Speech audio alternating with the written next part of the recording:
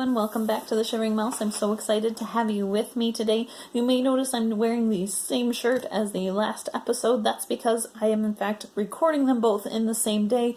We are expecting some company later this week, so I want to try and get about one episode ahead to try and get everything done so that I can be the best host I can possibly be up here in the cold. There's not a lot you can do outside, so you want your house to look pretty good and be nice and warm on the inside, right? I hope that works. Today's episode is going to be a little... Oh, I scared Bailey. I'm sorry, girl.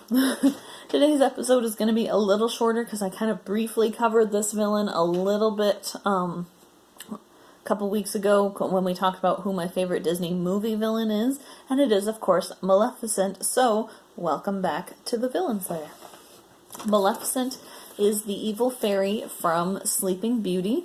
She isn't described specifically as a fairy in the movie, and a lot of her qualities are similar to what is called a Cambrion. A Cambrion is not really a fairy, it is kind of half demon, half human. Their qualities include being cunning, beautiful, and persuasive. In fact, they can persuade anyone to do anything they want. This matches up pretty similarly to Aurora climbing the tower and touching the spindle at Maleficent's command towards the end of the movie. How she does it in this almost hypnotic state. That kind of behavior is described as someone who is under the influence of a Cambrion. Cambion. Ooh, pronouncing everything wrong. Of a Cambion. So, a lot of people theorize that she is like that. However, in the original Sleeping Beauty story, Sleeping Beauty was cursed by a fairy. Now, it's a little different than we see happen in Disney's version. In Disney's version, Maleficent feels pretty tweaked because she was not invited to Aurora's christening. The fairy in the original version had not been heard of for some versions it's 50 years, some it's 100 years, and so the party invitation writers just assumed that this particular fairy had passed away. I think after that many years, that's a pretty fair assumption. Maleficent's fairy tale counterpart, however, did not feel that this was an acceptable excuse. So, in some versions of the story, there are 7 fairies invited, some there are 13, with Maleficent being the 13th. Either way, she was the last one to show up, and she did not have a seat provided for her. In the original story, they all had like golden gilded chairs and gold and silver plates and goblets. Each fairy got to take home a chest filled with jewels and jewelry, and a lot of this was because the king and queen were hoping that by bringing home this swag and inviting them to this fancy christening, that this would ensure these fairies' blessings upon their child. And as we see in the Disney version, fairy blessings are not just, a nice stroller or an extra pack of diapers. They're lifelong skills, talents, and assets, and some of them include the fairy becoming your fairy godmother, which, again, will help you the rest of your life. So, in the hope to appease these fairies, and certainly not to make them an enemy, they basically try to butter them up with a bunch of gifts, because insulting a fairy is just as bad as having a fairy on your side is good. I mean, either way, either consequence is going to last your whole life, whether it's the good consequence or the bad, right? So, unfortunately, by assuming that this other fairy is dead, they don't invite her. She shows up, so now they're pulling up like a lawn chair and a red Solo cup for this girl. She's comparing it to everybody else's, goodie bag that they get to take home, and she's pretty miffy. So when the time comes to bless the baby, she's like, yeah, sure, we'll see what I'm going to give this kid. She's not happy. It doesn't specifically state in the original story that this was a particularly bad fairy, just that there was bad communication skills on the side of the royals and inability to move on in the case of the fairy. However, Disney explicitly makes Maleficent evil. She calls herself the mistress of all evil. Now, it's pretty bad when other people call you that, but when you call yourself that and you just own it, that's pretty awful, because you're not even, ashamed. You should be ashamed if you're evil. You should. It's bad. But Maleficent is not. She's unrepentant and just as petty as her fairy tale counterpart. The curse remains pretty much the same. that the baby will prick her finger on a spindle and die. Some versions it says that she will be horribly harmed by a piece of flax, but basically the same overall consequence, and so, there you have it.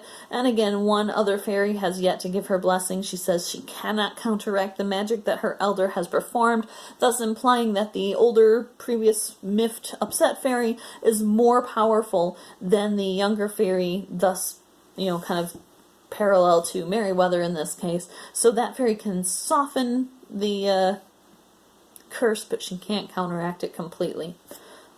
Which is, rough potatoes for poor Aurora. So, let's see, any other notes here? So we all know from then on, she's trapped in a castle.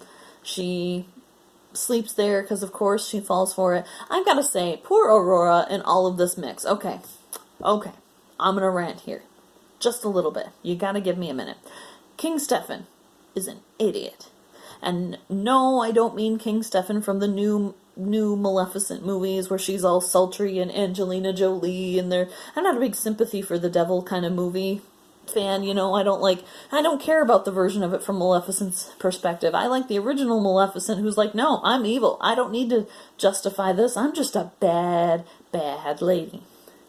The new version tries to make her a little more sympathetic, makes us relate to each other, but in the new version, from what I hear, King Stefan is also pretty stupid, but what is so stupid about him in the original one is that one day,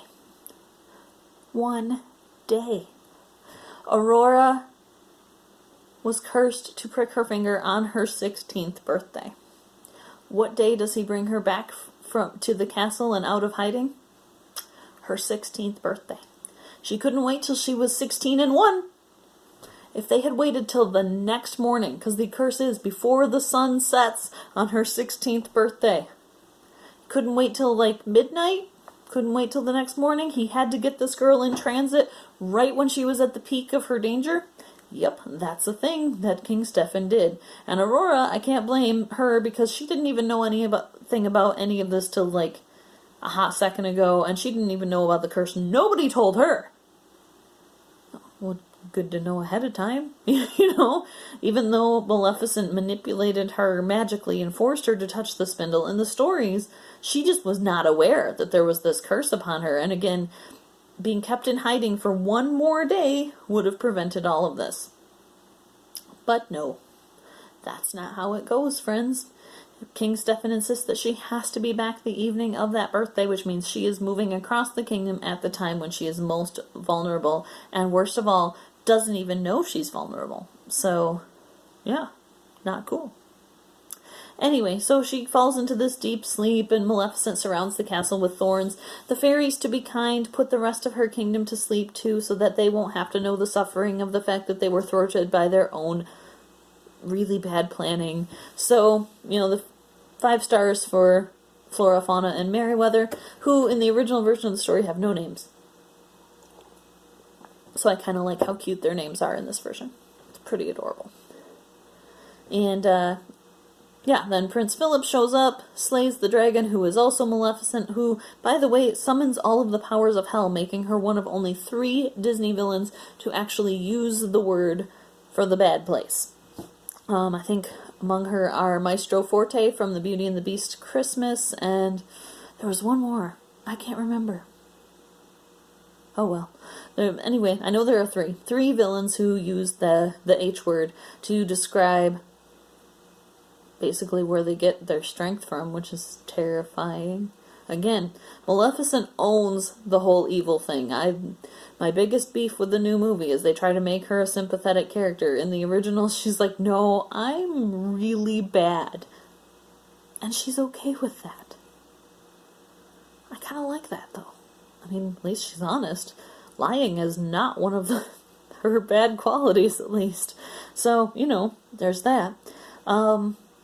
She surrounds the castle with thorns. Philip hacks his way through the thorns armed with the sword from the fairies, that she then lobs at Maleficent, killing her in her dragon form, because of course she has a dragon form. In traditional European cultures, dragons were associated with demons and demonology, so this actually makes sense if you tie the two things together. It's not like Asian dragons, which were associated with luck and royalty.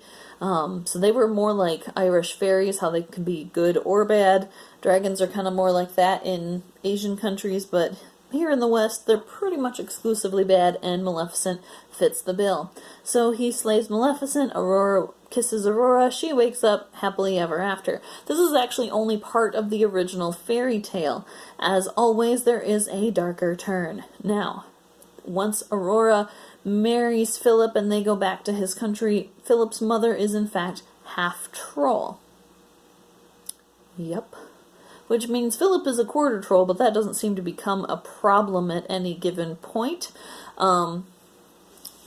Anyway, problem with trolls is they tend to be just hair cannibalistic, right? And like any good mama-in-law, she is not too fond of Aurora showing up to take the throne. So she waits till Philip is out fighting a war or a dragon or something. He's gone. He's going to be gone for a few days. He might be on a hunt. He's gone.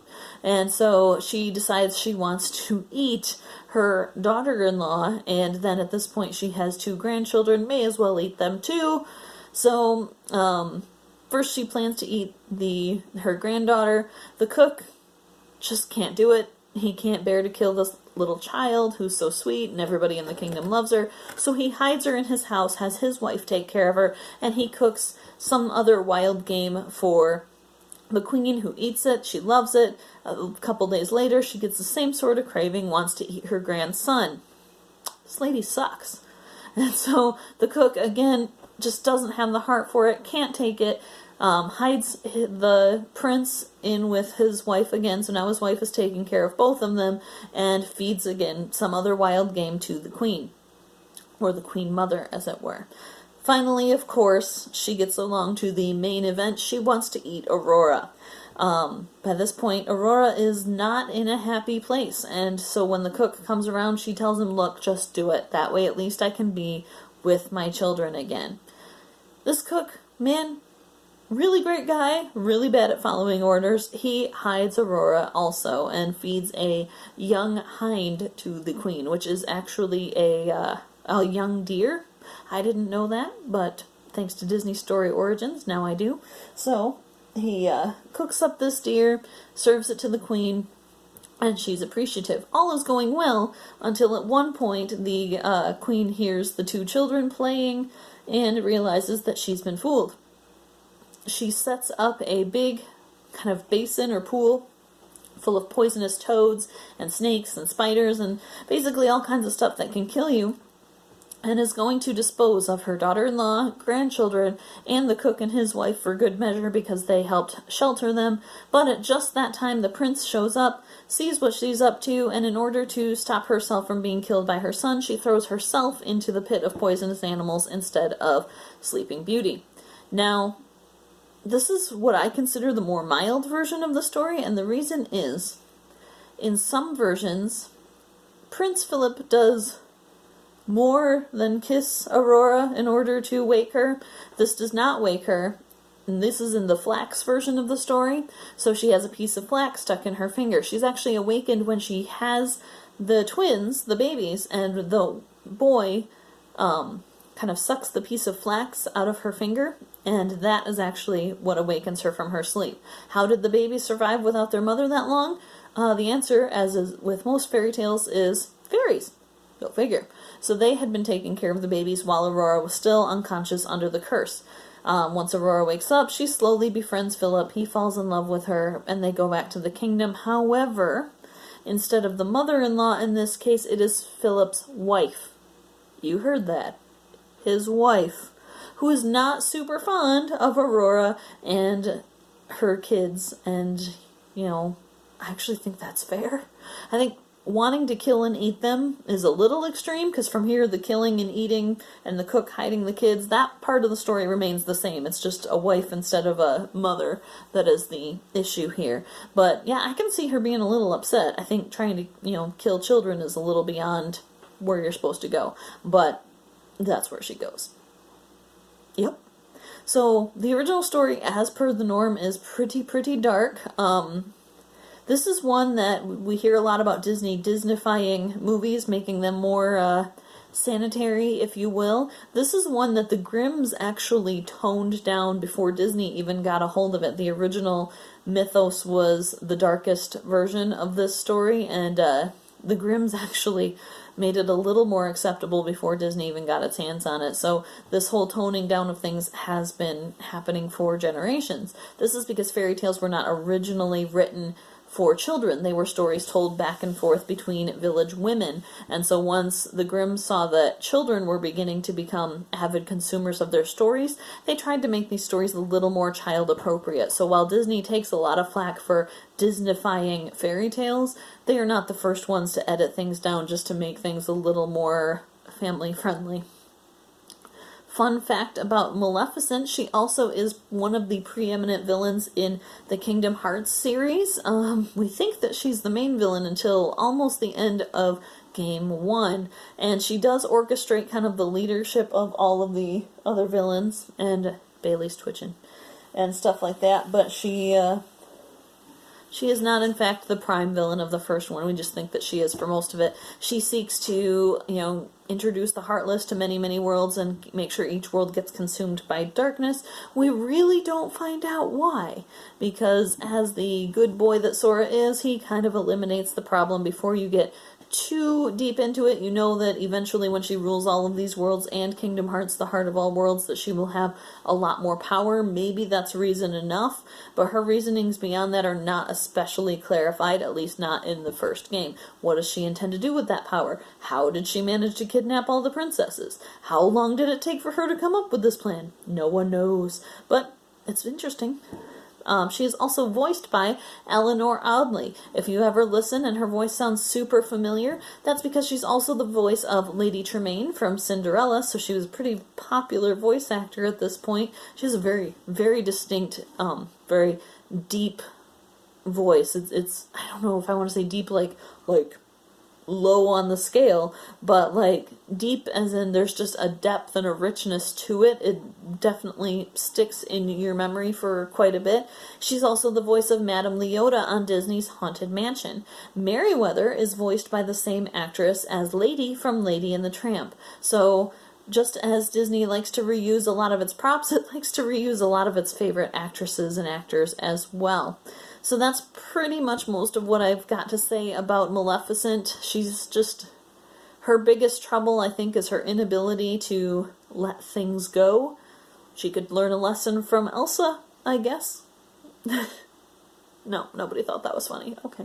No, she takes everything too personally, and when she does feel slighted, she acts irrationally, and rather than, we all do that. We've all, taken something a little more personally than we should have, and maybe irrationally blow up, but most of us later go, oh man, I was being kind of crazy, and we go back and apologize, or at least we let time heal the wound. Maleficent lets no time heal her wound. She let that wound fester and rot for 16 years and just got more angry. She realizes, of course, that the best way to punish King Stefan and Queen Leah is to harm their daughter. So again, just as Stefan's poor planning ends up hurting Aurora, Maleficent's vengeance ends up hurting Aurora. So the really only innocent party in the whole story is Aurora, and all of the punishment is heaped on her. Stinks to be a medieval baby, I guess. Anyway, that's what we've got to say about Maleficent and her inability to move on when somebody hurts her feelings. I'm so excited that I got to talk to you today, and I'll look forward to seeing you later this week where we will talk about another Disney attraction, and you have a wonderful week.